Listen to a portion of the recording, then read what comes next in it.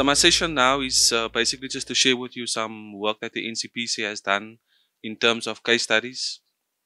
The first case study has been done at a fruit juice concentrate plant in Western Cape, in Cape Town, called Algebra Juices.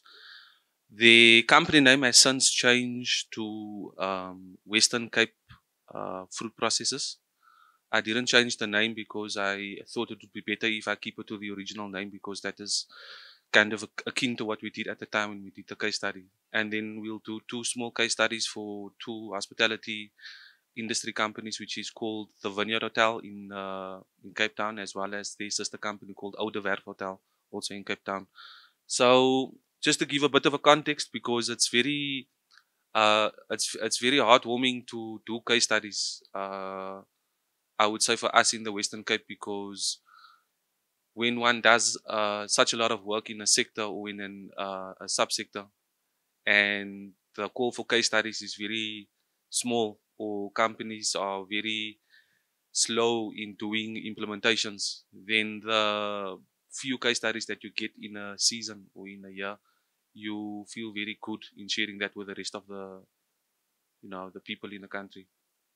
So this one is Algebra Fruit Juices. They came to us at the end of 2017. I'm not going to go through that because everybody knows what the NCPC does. This particular company came to us towards the end of 2017. It was a bit of a short call because they were, and I say it in a positive way, kind of desperate to get someone to come out and do a water assessment. So they came to us at the end of 2017 asking for some assistance in a water assessment. But the request for assistance was quite different, because what happened at the company was quite strange and quite unique. Something that doesn't happen very often. Thank you so much, Lintlani. They were having a problem that some processed water or effluent was ending up in the public street. Just 1 second, please. They were calling us, saying that there was some processed water effluent streams coming out onto the street, and they were being penalized by the local municipality for this kind of thing that is happening. So we went out, we contracted a consultant. The consultant spent an amount of time there assessing and appreciating the process and assessing what the cause of this problem is. And soon after that we did a assessment report. And after the assessment report, they were quite happy with the findings, and they implemented a few of the findings, which is what we're sharing now. So the company name being Algebra Fruit Juices, they form part of the agro processing sector. The year of the intervention of the implementation was between 2018 and 2019, being a 16-month period. As you all know, for those that come from industry and consultants, implementation doesn't happen overnight. Implementation doesn't happen over a week, over 2 weeks. It very often doesn't happen even over a month. It happens over time. And the reason for that is because there's always the teething process of implementation, and then there's always the cost aspect of implementation. Sometimes you cost 100% correctly, and sometimes you just don't cost sufficiently, and the implementation has to pause for a while. But in this particular case, it was 16 months. They implemented a total of 7 projects. The next slide or so, I'll come down to the specifics of what it is that they implemented. But they implemented a total of 7 projects. The gross monetary saving was over 3 million rand, which was quite significant. The resource savings, which was water in kiloliter, was 60,440 kiloliter, and the investment was 600,000 rand. Payback period 2.3, which is quite good. As Mr. Ashton said earlier on, when you go to companies, they are respectfully, they are less interested in the green talk and more interested in the rand savings and the payback period and so on. So one has to be very careful when one goes and has discussions with companies in that regard. The resource being water, the usage per annum was about just under 90,000 kiloliters per annum, and that came at a cost of just over 5 million rand for water. So one of the things that, as the previous speaker, Darren McComb, has alluded to, one of the things that comes out very strongly in assessment reports is this thing that is called regression analysis, where one has to ascertain whether the drivers that influence water consumption in this particular case, because this is a water track. And then one has to sit carefully and scratch head and pull out here and think what is because the most spontaneous and obvious draw card is production. Production is the one driver that influences water consumption the most, because what are we doing here? We are doing production. We are making fruit juice concentrate, or we are making shoes, or we are making jackets. But very often one has to look very deep into what are the significant drivers that influence the water consumption. So in this particular case, it was production in liters that influenced water consumption, and we can see from the graph that the R squared is way above average, which is or acceptable, which is 0.75. It's almost close to 0.9 if I would sum that up or round it off to 1 decimal point. So it was quite good. We as an NCPC, we were quite happy that the relationship was so strong, and then also the base load. It was significant because therein is the fact of which we could actually target in addressing the needs of water efficiency within the company. So beyond the point of this regression graph, we then the company implemented, and the projects that they implemented are, as can be seen on the screen, significant improvement in the adsorption plant, water reuse optimization took place. The second one is the pump seal water reuse system that was installed, which included the air cooler. Previously, the municipal water utilized was between 10 and 20 liters per minute. The recovery system reduced this by way over 95%, which was quite significant. And then the system was converted to what was previously an open or semi-closed to a closed loop cooling system. The third one that was implemented was the installation or the fitting of a 100 kiloliter buffer tank to see to the needs of excess process water storage. And then also they embarked on a recovery of the sanitizer rinse and the post-rinse water, which is the hydrogen peroxide line. So in that is also the reuse of chemicals to a certain degree, which is quite good. And that was on the incoming flume, makeup water, and manual cleaning agent. There was also solid screening on the incoming flumes, which reduced system dumps, which was quite good. And then there was automatic shuttle valves that was installed on all the houses. Some of the implementations seem quite obvious and quite basic, rudimentary, but just to kind of emphasize on the point of the automatic shuttle valves, I was there at the company and I looked at the hoses that were on the floor, and I was almost alarmed. I know I saw some hoses on the floor, and I said, well, this is not the way that hoses are supposed to be on the floor, because, you know, if you step on the head, then it can release the water quite easily. But the shuttle valves on these hoses were high tech. You couldn't do that. Even if you stepped on it, there would be no risk of opening the water line. So the implementations were well thought of. The technologies were well thought of or thought out. And sometimes what seems to be very basic is hidden in deep technology. And then sometimes we are lost at sitting and listening to case studies and descriptions like this. And if you go onto the site and you see the implementation, you get a very deep appreciation for these kind of things.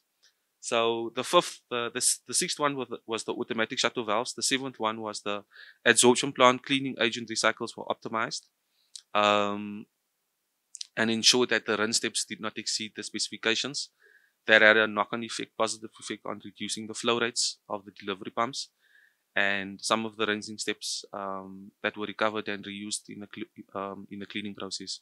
So that was the seven, or those are the seven implementation projects that the company embarked on, and all of these interventions were integrated into the SCADA system, which also might come across as a very basic thing to do, but very often people and companies, they implement projects, but it's just implemented and there's a warm body seeing to that particular implementation and keeping it safe. There's no transfer of this knowledge to the SCADA system. So this company really went out useful in doing a good implementation. So again, the top section just highlights what I've shared with you earlier in terms of investment cost and saving and payback period. This graph is a cumulative sum of the savings graph for water implemented. And you can see on the x-axis at the 0 point where water saving starts, that particular graph continually improves from the 0 mark down to in excess of the 60,000 kiloliter mark. And that is basically the trend that one sees on the cumulative sum of the sum graph of savings. So that is the scientific proof of that savings that was noted for that particular case study. Benefits that the company had were both direct and indirect. The direct benefits are as follows. The interventions realized cost saving, significant. I've never come across a company that doesn't appreciate the rand savings of any implemented project, even if it's inadvertent, and even if it's just to get the local municipality off your back. There's always a deep sense of appreciation if one can save and improve the bottom line. There was obviously water saving that was a direct benefit. There was no flooding anymore onto the street. That was one of the key aspects of why we were called out to the site. And there were also no non-compliances with local municipality with regard to water flooding. I should have mentioned something very important to provide you with context to this case study, which is this particular sentence that you see now in the bottom square. That sentence reads as follows. It says the indirect benefit of the savings was there was no longer a requirement to replace the existing effluent discharge pipeline. Whilst not verified, that particular project would have exceeded 10 million in capex. So the context, and I should have said this in the beginning, was Algen Fruit Juices had the processing plant located, if I can be a little bit practical, in this location of where they were located in the Algen region. And through the town where people live, there was a pipeline running from the process in excess of a kilometer. There was a pipeline running to a little hill. And that hill was where the wastewater treatment plant was located. So they were pumping the effluent to that plant. And it's a historical reason why the wastewater treatment plant is there. But there was strong consideration for them to not relocate, but to build a new wastewater treatment plant that didn't obviate the need for pipes to run through the city where people live. And that particular project would have costed them in excess of the 10 million rand that you see there. So it's really a good case study, and one that we can say as an NCPC that we can put up there as one of the good case studies that we are proud of sharing with everyone. So the next case study is in the tourism sector. So as an NCPC, we not only do work within the manufacturing sector, the agro-processing and the mining and the automotive sector, we also do a lot of significant work in the tourism sector. I specifically worked in the project within the NCPC, which is called the Green Tourism Incentive Program, which is a project that was in collaboration with the IDC. So the NCPC was mandated to do a host of resource efficiency and cleaner production assessments in B&Bs and small hotels, medium-sized hotels, and so forth. Hospitality sector assessments. And we are only now at this point, we've concluded that particular work about 2 years ago, just as COVID dawned on us.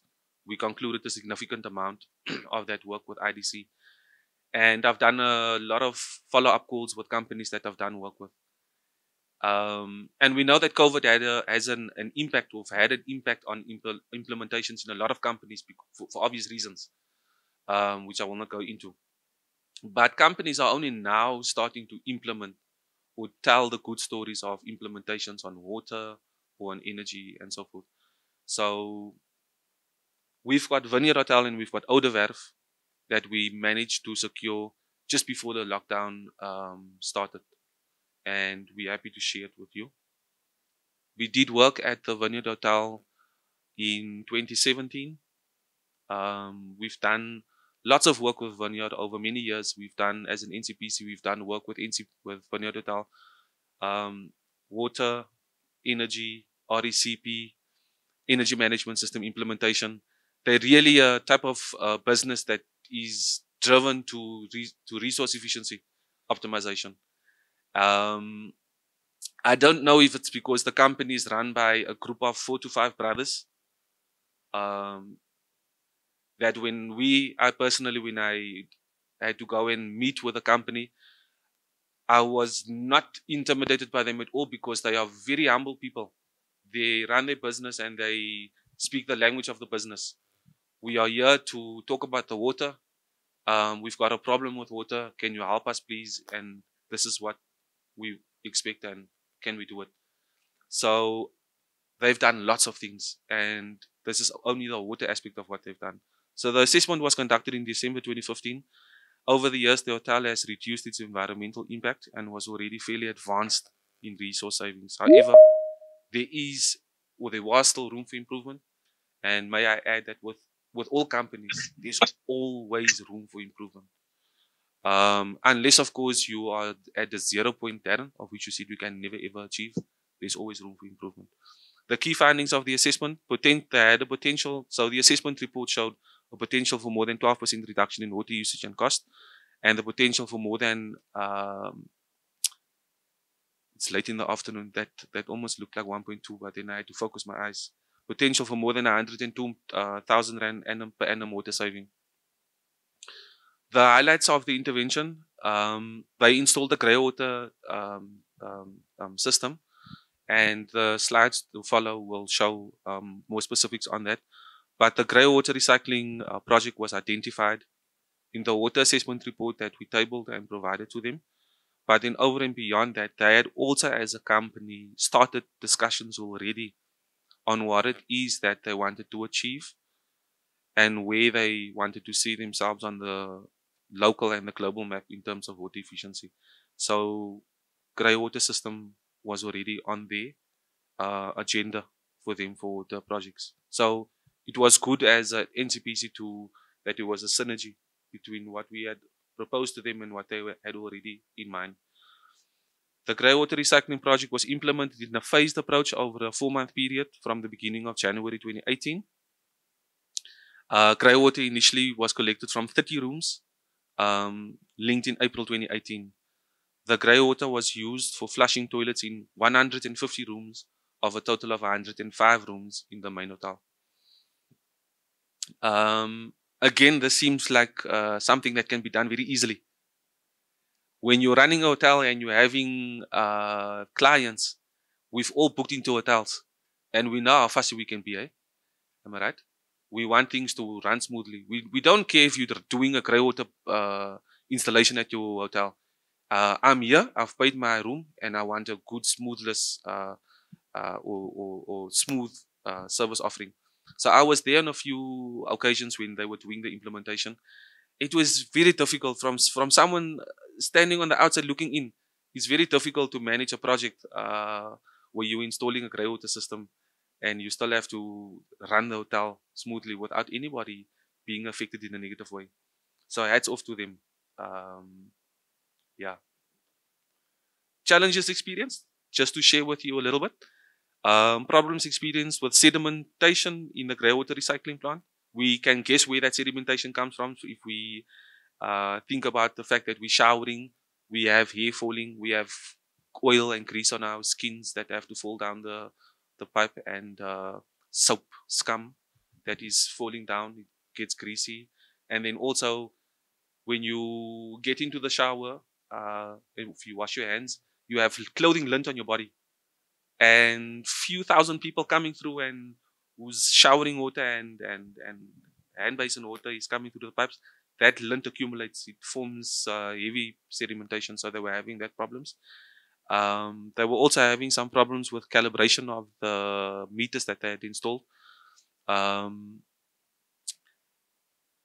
Meters are always giving problems when you install them. And even if you go for the best ones, there's always one naughty one that gives you a problem, and you have to go back and address that problem. But they certainly were not free of that kind of challenges. They had some calibration issues of their meters. They had some challenges experienced with the municipal billings from the period prior to 2017, which contained large amounts of estimations, which was not suitable for the use of developing a baseline. So on technical side of things, if your information that you have, baseline information, doesn't look good, or there's gaps in, or technical issues, then we as engineers start scratching our heads, and we need to find data that is good, so that we can tell the good story of savings from a confident point of view. But again, in that particular graph, we can see that the cumulative sum of the savings has got a steady increase of savings. And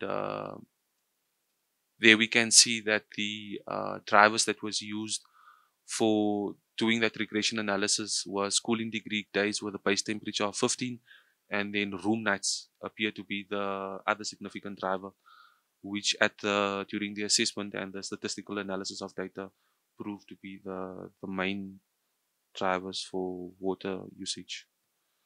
So there are two savings that this particular graph or slide shows. It's savings for the Greywater system, and it's savings for the site-wide premises. On the top blocks, you can see that is the Greywater recycling savings of 588 kiloliter, investment of just under R500,000, savings of just under 50,000 rand, and payback of 4.3 years for the period April to December. When we talk about site-wide savings, then we're talking about almost 7,000 kiloliters of municipal potable water for the period of 26 December to December 2018. So you've got some pictures there to show the hardware that went into the installation of this. I am going to use the word Western Cape because I don't want to use the word Cape Town, because then I'll be exposing perhaps too much. I attended a platform at a certain hotel in the Western Cape many years ago, 5-6 years ago. And at this hotel, the thematic area was also water, Lindani. It was water. We were talking about water. And there were many people in the room. The whole room was packed. It wasn't as slim as this one is now. And I was just a normal person sitting and listening. And one of the showcases of the session was that they were using a representative from that hotel to come and do a presentation on the hotel itself. And remember, I said it's Western Cape. I didn't say it was Cape Town or Stellenbosch or anywhere else. It was just a hotel. The representative of that particular hotel came up and said, "We are doing great work in water. We have taken our laundry department and we've outsourced it. It has really improved our water efficiency." When that person said that, I felt very uncomfortable. I started twitching my toes in my shoes because I didn't feel comfortable in the statement that was made. Water efficiency is not about absconding your responsibility and outsourcing it to Lindani. Because Lindani, your process that you're using for washing my linen and my towels can be very scoro. It can even be worse than my KPIs that I have and metrics that I have. So with that, thank you so much for the opportunity. Oh, thank you, Brent.